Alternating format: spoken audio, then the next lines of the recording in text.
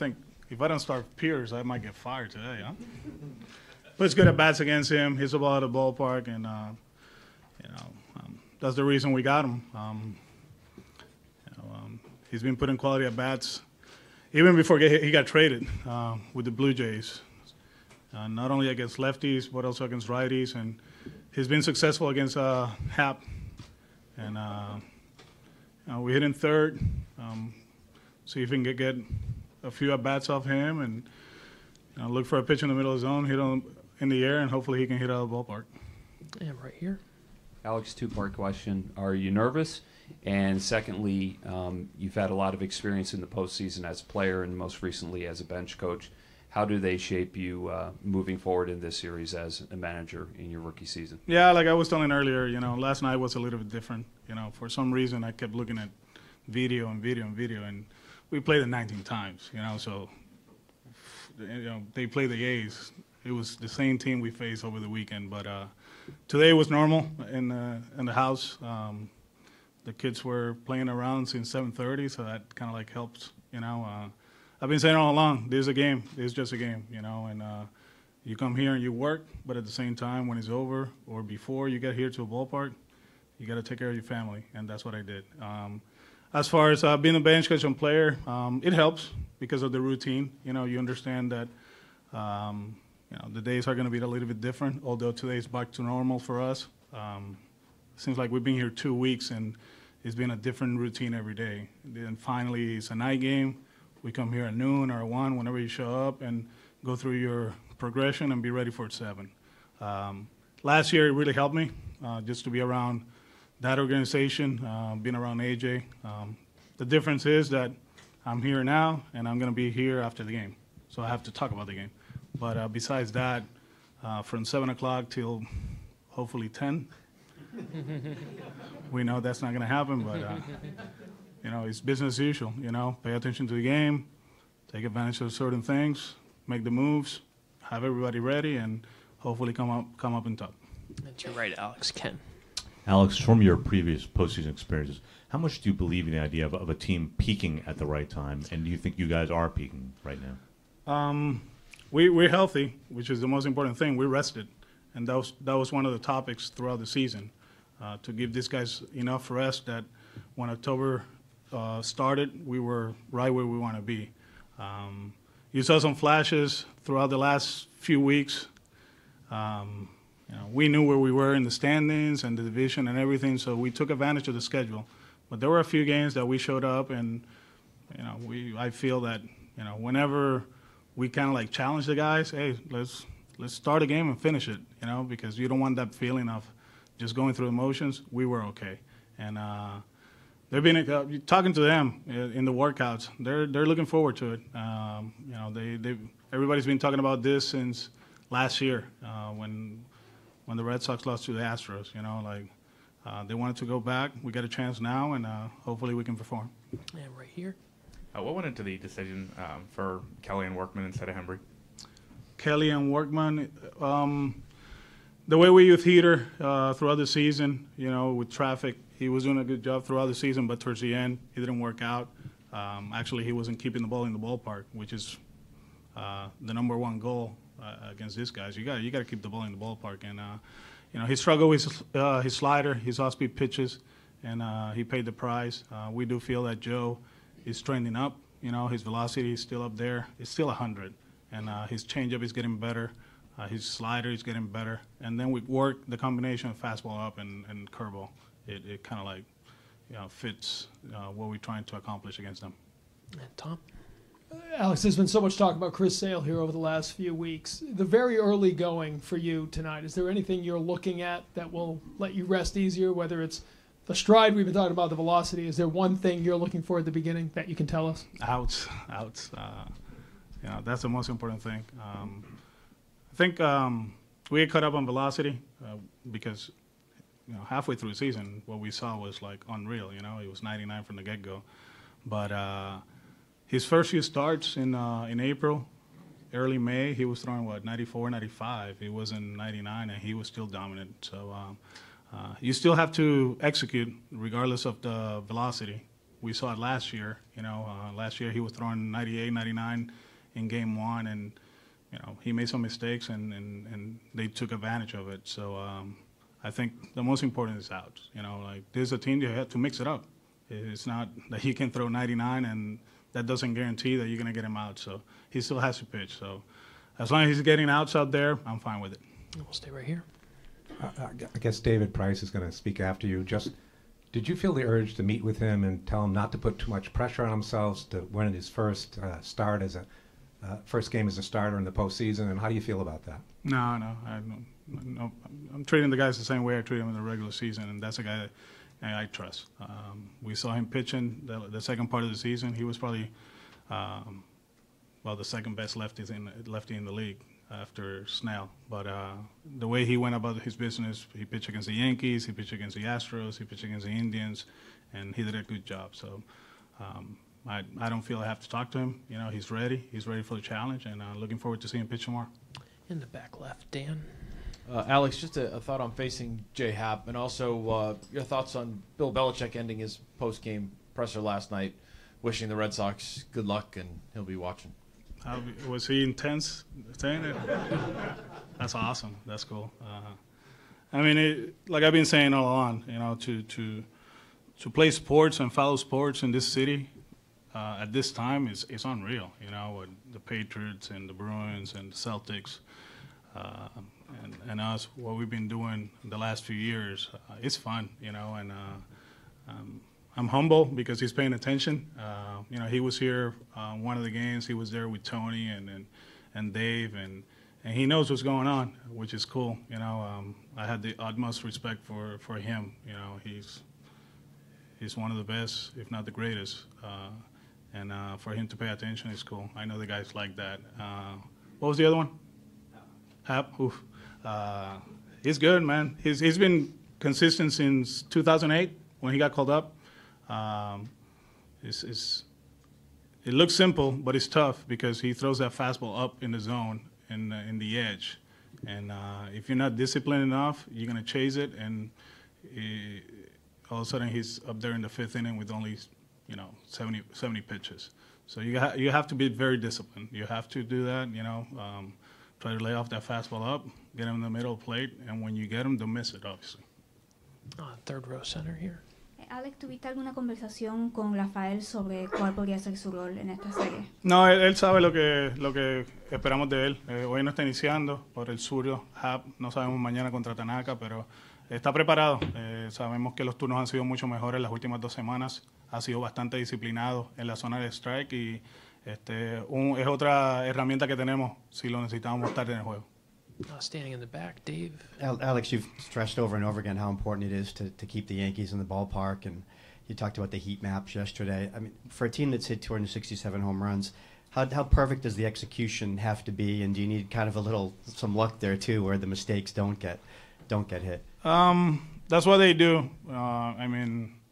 They hit the ball out of the ballpark to the pool side, the other way. We just have to be good. I think in the playoffs, it's about executing. You execute pitches, you get people out. And also in the batter's box, it's about slowing it down. Don't chase pitches. So you start watching the games, and what pitchers are doing, in the wildcard game and in the playing game. Pitching, it seems like there's a switch, and you see them, and they start executing pitches, but at the same time, hitters kind of chase. So hopefully we can execute, they can chase, and also, if we make a mistake, they just pop it up and miss it. We'll stay in the same Alex, area. en el béisbol contemporáneo el bullpen es esencial y más aún en series cortas. En dicho sentido, ¿qué nos puedes decir del bullpen, tomando en cuenta que ha sido el talón de Aquiles en las últimas semanas, posteando inclusive la peor efectividad en la Liga Americana en el mes de septiembre? Gracias. Sí, yo creo que la gente no entiende que Barnes estaba lastimado y que a la misma vez no estamos utilizando a todos los que están ahora en el roster de playoff. No lo estoy usando de excusa, pero a la misma vez es la realidad. Y nosotros nos sentimos cómodos con el bullpen que tenemos. Sabemos que Kimbrel es uno de los mejores en la historia del juego. Brazier's throwing the ball, tirando la bola bien. Barnes está saludable y tenemos opciones, así que nosotros dependemos mucho de nuestros abridores, al igual que ellos también. Y si nos dan las entradas que esperamos de ellos, creo que el juego puede cuadrar a lo que nosotros queremos. Fourth row center. I know your focus is on this series. Straight ahead. Okay, thank you. I know your focus is on this series, but in a new role like this, I'm sure it gave you new appreciation for AJ, for Tito. Did anything pop in your mind from lessons you've learned that maybe you weren't even necessarily as a player focused on at the time? Anything kind of pop in your mind these past couple of days from prior managers you've worked with or played for? Yeah, I always said that Tito, the way he handled this, he's the best. I mean, the way he says a lot and he doesn't say anything, you know, it's amazing. And that always, it's unreal. You know, I used to listen to him last year, even this year, I'm like, he ain't saying anything, you know, like whatever. But he's great. And even I was watching the game earlier and whatever he's going and how calm he is in the dugout is very important. And he did that with us in 07, you know, for whatever they talk about 04. In 07, we were down 3-1 against Cleveland playing over there, and he didn't change. With AJ, he's great at saying a lot and give you a lot of information after games, which is great. He's awesome. You know, he's great with the media. He's great with the players. Actually, we've been talking a lot the last few days, and just being around him last year, not only him, that organization really prepared me for this. But those two guys, you know, they're different, very different. You know, one is sharp, you know, like, and the other one is Tito. But in their way, they're great. I learned from them. We'll try to do 3 more before David. Kind of a follow-up. What did you learn last year from AJ in the postseason about handling a pitching staff, especially when you manage by the numbers and when you kind of go with your gut? That not always plan A works. For everything that we talk about, McCullers and Morton, the plan going into the playoffs was Davinsky, Giles, and Harris. It didn't work out, so we needed to make adjustments. And it started here with Verlander. And people forget that actually didn't work when he came in, you know. Benny hit a home run off of him. And then all of a sudden, McCullers was rested for Game 7 in the ALCS, and we went with him. And Morton was rested in Game 7 of the World Series. We won with him. So what I learned was you have to make adjustments. You know, it's a 25-man roster, and it's going to get to a point that in one game you will need all of them. I think Luke Gregerson got only 1 out in the World Series last year. And if I ask you guys in which game it was, I bet nobody remember. And it was Game 5, that crazy game in the World Series. He got an out in the 3rd inning, and then after that, we scored like 5 or 6 runs, and he gave us a chance to win. So just be prepared to make adjustments throughout. That's the most important thing. Just Marley and Tara, and then David will be here. Marley. Alex, we're going to do this in Spanish and English, so for the benefit, is that okay? That's great. All right. Number 1, what did Joey tell you before this series? What was his best advice? ¿Cuál es el mejor consejo que te dio tu hermano Joey? Honestly, he stays away from the baseball side of it with me. He doesn't want to get involved or put thoughts in my mind. You know, he's just here as a fan to cheer his brother to be a big league manager, and that's the cool thing about it. You know, hopefully he has good tickets and he enjoys it. And if I have a question, I'll ask him, but he stays away from it. He respects this. He understands that. You know, like that's the reason when I got the job, the first thing he did, he called me like, hey, don't even think about it. You know, I'm staying here with the Pirates, because he wanted his little brother just to be himself and do the things his way. I think it was going to be like kind of like the older brother, you know, younger brother. This is the way you do it, and he wanted to stay away from that. No me ha dicho nada. Lo más importante de Joey es que él se mantiene al margen y él entiende que pues él quiere que yo haga las cosas a mi manera y está aquí como fanático y se lo va a disfrutar, y cualquier cosa que yo tenga que preguntarle se lo pregunto después del juego. And Tara. When you say of David, he's ready for this. What are your favorite parts about his personality, or, the mental makeup, not the stuff, but that lets you able to say that, that he's ready for this? After that game in New York, whenever it was, when he gave up all the home runs, in the summer, whenever. He said it. He said that, hey, I need to make adjustments. And the next start against Kansas City, you can see that he was making them, but it didn't work out. He hit a few guys in the 5th inning, if I'm not mistaken, like 2 or 3. Command wasn't there, but he started to pitch up in the zone. And then the next start, kind of like everything changed. And this guy, I mean, he's been one of the best pitchers in the big leagues for a long, long time. And we get caught up on the numbers and the playoffs and all that. I still remember he pitched game 163 in Texas, and he threw a complete game. And I still remember a game a few years ago in Kansas City that in the 5th or 6th inning he was rolling, and they hit a pop-up in between Goins and Bautista, and the ball dropped. And then after that, there were a few C-night singles, and he lost the game. So for him, it's about health. He's healthy. He prepares. You see the same guy on the mound, but a different game plan going into games. And I do feel that he's ready for this one. He's faced him twice since he made some adjustments. He beat him once here, or no, actually he gave up 2 in 7 innings, I think it was. And then, the last game in New York, that Voit hit the home runs to right field. But we feel that he's in a good place mentally and physically, and we just got to wait and see. Alex, thanks a lot. Thank you. Appreciate it. Have a good one. David should be in momentarily. Thank you. No problem. Hey, this door. We got to fix this. I know. I'm going to get whacked.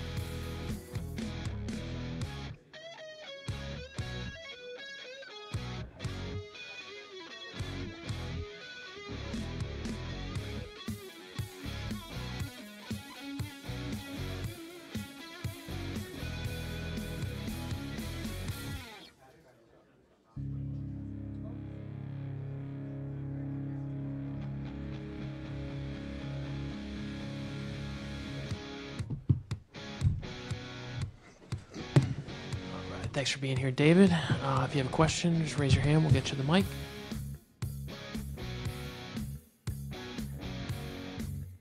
Learn about the postseason in your career that will help you Saturday? Just focus on every pitch. Take it pitch by pitch. Don't worry about the last one. Don't think about the next one. Just focus on that pitch. And to your right, David. Do you have to be careful not to put too much pressure on yourself to try and earn your first victory as a starter in the postseason? Just how do you approach that? It's just another game. Don't treat it any differently than any other game I've been a part of this year or in my career. That's what I need to do tomorrow, and that's what I look forward to doing. Tara in the middle. David, when you say that, does that mean in the past maybe you did do that, looked beyond pitch by pitch, when you try to analyze? No, I just don't have an answer for you guys. I've been asked that for quite a while now, and I can't really put my finger on it, so that was my generic answer. Dan will stay right there. David, Alex just said that after the game in the Bronx, when you gave up a bunch of home runs, that was kind of a turning point for you that gives him confidence going forward, or gave him confidence going forward, because you were able to make the adjustments you said you were going to. What did you learn from that start, and how did you apply that going forward? Move the ball around. That's something I've done a really good job of in my career. And, at that point in this season, I was really, one side of the plate, for a while. So to switch that back up, making pitches on both sides of the plate, that did a lot for me. And the fourth row on the right. David, I know your focus is on tomorrow night's start, but is it humbling to think that, you spent your whole life to get here and to get to this point, and it's 200-win teams, and there's so much at stake, and you're a featured part of it, kind of stepping away from the game. Is that humbling to think, again, you spent your childhood, your college, everything to get to this point? How much does it mean to be in such a big series and be such a featured part of it? That's what we're thinking about in November, December, whenever you're working out and, you're getting ready for spring training and you're going through, spring training and waking up early and having 1 o'clock games every day, just going through all of that and then playing 162 games to get to this point. It is a very good feeling. But, we want to have a better feeling at the end of the year. Marley. David, hi. Is it harder? You just said that you want to keep it simple and keep the same routine. In this environment, Yankees, Red Sox, first meeting in this thing since 2004, this. How difficult is it to do that, to stick to your routine when, the level of media attention, everything else? Honestly, I feel like it's pretty easy. Just got a son now that kind of just he manages my time, so I don't really have a schedule. It's whatever he feels like doing, we do. So managing my time and what I hear, what I see, that's easy. Tyler, to your left, David. David, when you get a chance to sit back and watch your team's offense and what they do to other pitchers, best offense in baseball, I guess, this year, what makes the Red Sox offense so difficult for opposing pitchers to handle? 1 through 9, they don't give away. They don't give away at bats. It doesn't matter what the score is, what the inning is. Who's on the mound for the opposing team. They're always 1 through 9. Grinds out at bats. That's 600, 700 at bats. It's easy to give away an at bat here or there, and these guys, they don't do that. They see a lot of pitches. Whenever they get behind in the count with 2 strikes, they foul off really good pitches to get to that pitch they can handle. And these guys do a really good job of that, and they put in a lot of work, a lot of homework. Just studying opposing pitchers and stuff like that, and they swing the bats really well. Ian, on your left, David. You obviously played a big role out of the bullpen last year against Houston, but has it felt like a long wait for you, since Cleveland 2 years ago, just to kind of get another crack at this and be able to do this again? Yeah. It's been 320 some odd games or however long it's been, so it's been a while, and I look forward to getting back to that point. Just going out there, starting a baseball game in the playoffs, and giving us a chance to win. I think Tom has a question to your right.